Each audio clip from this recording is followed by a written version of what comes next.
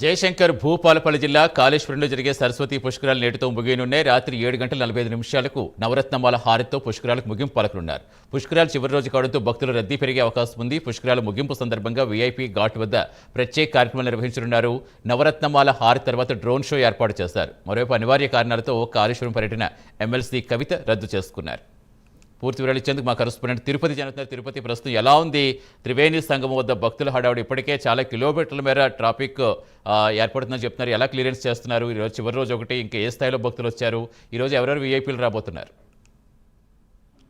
ఇప్పటివరకు జయశంకర్ భూపాలపల్లి జిల్లా కాళేశ్వరం అంతా కూడా భక్తుల రద్దీ కొనసాగుతున్న పరిస్థితి కనబడుతుంది. ఈ రోజు ఉదయం నుంచి కూడా త్రివేణి సంగమంలో భక్తులందరూ పుణ్యస్నానాలు ఆచరిస్తున్నటువంటి దృశ్యాలు అయితే కనిపిస్తున్నాయి. గత 3-4 రోజుల క్రితం నుంచి శనివారం వీకెండ్ కావచ్చు, నిన్న ఆదివారం, ఈ రోజు చివరి రోజు కావడంతో భక్తుల రద్దీ పెరిగింది. ఇటు మహారాష్ట్ర, ఏపీ, తెలంగాణ, ఒరిస్సా, కర్ణాటక నుంచి కూడా పెద్ద ఎత్తున భక్తులు వచ్చి పుణ్యస్నానం ఆచరిస్తున్నటువంటి పరిస్థితి కనబడుతుంది. మే 15 నుంచి ఈ కాళేశ్వరం త్రివేణి సంగమంలో సరస్వతి పుష్కరాలు ప్రారంభమై ఈ రోజుతో ఈ సరస్వతి పుష్కరాలు ముగుస్తాయి. రాత్రి 7:45 నవరత్నమాల హారతితో పుష్కరాల ముగింపు కార్యక్రమం ఉంటుంది. ఈ రోజు చివరి రోజు కావడంతో భక్తుల రద్దీ పెరిగేటువంటి అవకాశం ఉన్నట్టు అధికారులు అంచనా వేస్తున్నారు. నిన్న మొన్న కోసం గత 4 రోజుల నుంచి కూడా పెద్ద సంఖ్యలో భక్తుల రద్దీ నేపథ్యంలో కావచ్చు, వర్షం కారణంగా మొత్తం కూడా ఒక 10 కిలోమీటర్ల మేర వాహనాలు నిలిచిపోయి భారీ ఎత్తున ట్రాఫిక్ జామ్ ఏర్పడిన పరిస్థితి కాబట్టి ఛత్తీస్గఢ్ మహారాష్ట్ర వైపు ఉన్నటువంటి వంతెన వైపు కావచ్చు, ఇటు వరంగల్ నుంచి కాటారం రోడ్డు మీద కూడా పూర్తిగా ట్రాఫిక్ జామ్ అయినటువంటి పరిస్థితి కనబడవచ్చు. అధికారులు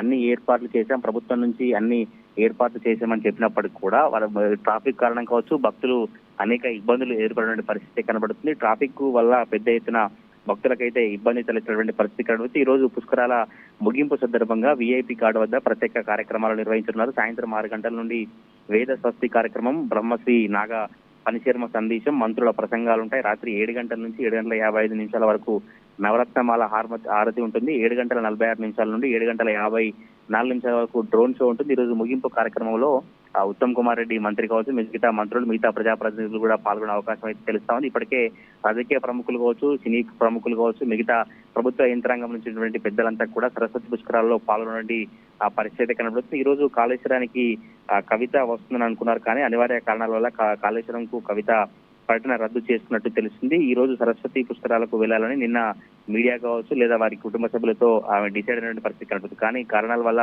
కాళేశ్వరం టూర్ ను కవిత క్యాన్సిల్ చేసినటువంటి పరిస్థితి కనబడుతుంది. ఈ సరస్వతి కాళేశ్వరం పుష్కరాలలో ఇప్పటికే లక్షలాది మంది భక్తులు పాల్గొని పుణ్యస్నానాలు ఆచరించినటువంటి పరిస్థితి కనబడుతుంది. పుణ్యస్నానం ఆచరిస్తే అన్ని పాపాలు తొలగిపోయి మంచి జరుగుతున్న నమ్మకం కొద్దే అనేక లక్షలాది మంది ఇరు రాష్ట్రాల నుంచి కూడా భక్తులు ఆదరైనటువంటి పరిస్థితి కనబడుతుంది. ఈ రోజు సాయంత్రంతో ఈ సరస్వతి పుష్కరాలు ముగుతాయి. 12 రోజుల పాటు అత్యంత వైభవంగా సరస్వతి పుష్కరాలు కొనసాగిన కూడా భక్తులకు అనేక ఇబ్బందులు ఎదురయ్యాయని స్థానిక భక్తులు చెప్పినటువంటి పరిస్థితి కనబడతా ఉంది. సతీష్.